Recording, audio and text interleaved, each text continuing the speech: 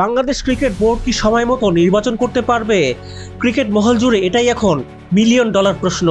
BCB অক্টোবরে তাদের পরবর্তী বোর্ড নির্বাচন করার পরিকল্পনা করছে, কিন্তু তৃণমূল পর্যায়ে আয়োজকদের মধ্যে ক্রমবর্ধমান অসন্তোষে নির্বাচন নির্ধারিত সময় অনুযায়ী হবে কিনা তা নিয়ে সন্দেহ তৈরি হয়েছে।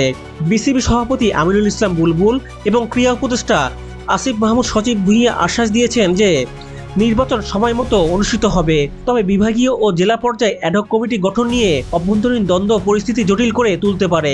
8টি বিভাগের মধ্যে 3টি বিভাগে অ্যাডহক কমিটি গঠন করা হয়েছে এবং 64টি জেলার মধ্যে 59টি জেলায় অ্যাডহক কমিটি গঠন করা হয়েছে। তবে সিনিয়র আয়োজকরা অভিযোগ করেছেন, অভিজ্ঞ ব্যক্তিদের উপেক্ষা করে রাজনৈতিকভাবে পছন্দের ব্যক্তিদের পক্ষে কাজ করা হচ্ছে, যাদের অনেকেরই প্রশাসনিক কাজের অভিজ্ঞতা নেই।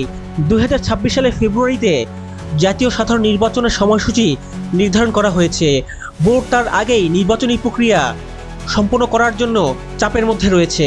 ক্রিকেট সম্প্রদায়ের সূত্রগুলি আশঙ্কা করছে যে দেশের প্রধান রাজনৈতিক দলগুলির সঙ্গে যুক্ত আয়োজকরা নবগঠিত কমিটি থেকে বাদ পড়ার বিরুদ্ধে আইনি প্রতিকার চেয়ে একাধিক রিট পিটিশন দায়ের করতে পারে। এ ধরনের যে কোনো আইনি বাধা বিসিবির অক্টোবরের নির্বাচনী পরিকল্পনাকে বাধাগ্রস্ত করতে পারে, এমনকি ব্যাহত করতে পারে।